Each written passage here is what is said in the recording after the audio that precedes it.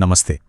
आज हम एक ऐसी चीज के बारे में बात करने वाले हैं, एक ऐसी अदृश्य ताकत जो हमारी दुनिया को सचमुच में एक साथ जोड़कर रखती है।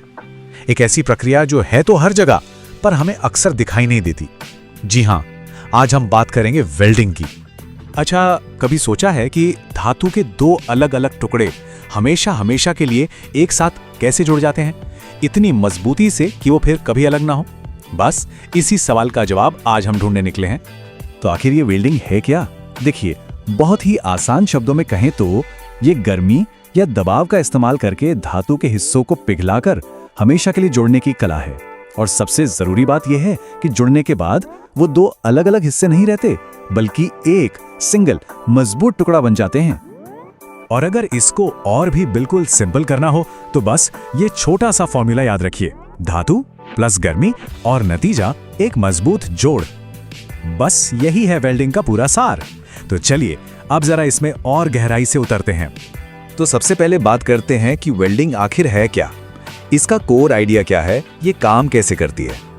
ठीक है, तो अब जब हम ये समझ गए हैं कि वेल्डिंग का मूल विचार क्या है, तो अब देखते हैं इसकी पूरी प्रक्रिया, मतलब ये स्टेप बाय स्टेप होता कैसे है। देखिए, वेल्डिंग की पूरी प्रक्रिया ना इन 5 मेन स्टेप्स में होती है। सबसे पहले और सबसे जरूरी, धातु की सतहों को एकदम साफ करना पड़ता है। क्यों? क्योंकि जरा सी भी गंदगी या जंग जोड़ को कमजोर कर सकती है। फिर वेल्डिंग मशीन से जबरदस्त गर्मी पैदा की जाती है, इतनी गर्मी कि धातु के किनारे पिघलने लगते हैं।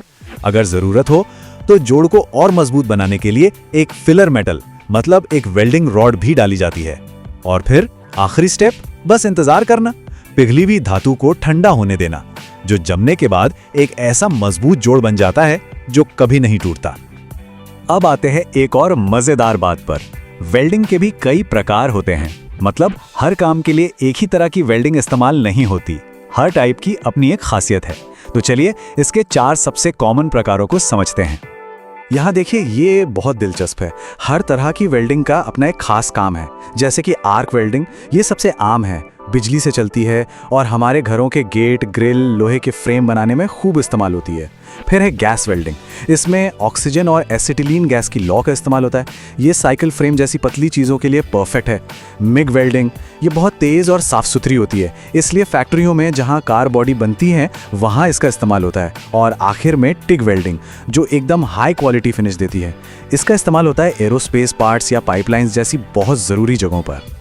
और एक बात तो पक्की है, आर्क वेल्डिंग इतनी ज़्यादा कॉमन है कि अक्सर किसी भी वर्कशॉप में सबसे पहले यही सिखाई जाती है। ये समझिए कि ये वेल्डिंग की दुनिया का ABC है। चलिए अब बात करते हैं औजारों और सुरक्षा की। देखिए, इस काम को करने के लिए सही गियर तो चाहिए ही, लेकिन उससे भी कहीं ज़्यादा ज़रूरी हैं सुरक्षा के नियम। चलिए देखते हैं क्या है वो। तो वेल्डिंग के लिए कुछ बेसिक औजारों की ज़रूरत पड़ती है। सबसे पहले तो वेल्डिंग मशीन, यही है जो गर्मी पैदा करती है। फिर वेल्डिंग रॉड या तार, जो जोड़ को भरने के काम आता है। और काम खत्म होने के बाद जोड़ को साफ करने के लिए एक चिपिंग हैमर और वायर ब्रश। और हाँ, इन सबसे ज्यादा जरूरी है सुरक्षा का सामान, जैसे कि हेलमेट और दस्ताने। और जब सुरक्षा की बात आती है तो नियम नंबर 1 जो कभी नहीं भूलना है, वो है हमेशा वेल्डिंग हेलमेट पहने। ये सिर्फ एक सलाह नहीं, ये सबसे जरूरी नियम है। नियम नंबर 2, अपने हाथों और पैरों को सुरक्षित रखना। वेल्डिंग के दौरान गर्म धातु की चिंगारियां उड़ती हैं, इसलिए हाथों में मोटे दस्ताने और पैरों में सेफ्टी शूज पहनना बहुत ही जरूरी है। और वो पहला नियम, हेलमेट वाला, वो इतना जरूरी क्यों है? वजह है ये आर्क लाइट। इसकी चमक सूरज से भी ज्यादा तेज होती है और बिना सुरक्षा के ये कुछ ही सेकंड्स में आंखों को परमानेंट डैमेज कर सकती है। हेलमेट का जो डार्क शीशा होता है, सिर्फ वही इस खतरनाक रोशनी से आंखों को बचाता है।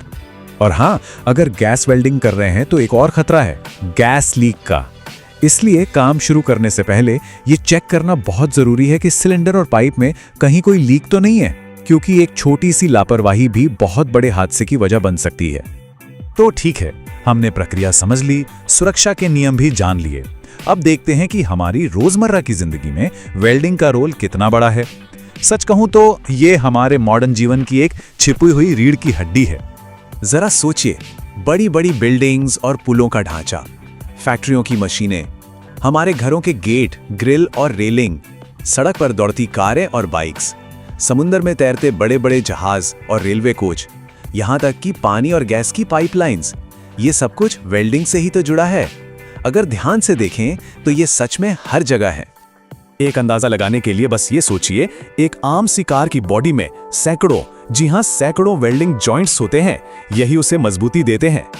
तो सबसे जरूरी बात क्या निकल कर आती है? यही कि वेल्डिंग सिर्फ एक टेक्निकल प्रोसेस नहीं है, ये वो इनविजिबल फोर्स है, वो अदृश्य शक्ति है जो हमारी पूरी दुनिया को एक साथ जोड़ के रखती है। तो अगली बार जब भी कोई किसी ऊंचे पुल को देखे या किसी कार को पास से गुजरते हुए देखे, तो क्या वो एक पल के लिए उस अदृश्य शक्ति के बारे में सोचेगा जो इन सब चीजों को एक साथ जोड़े हुए हैं?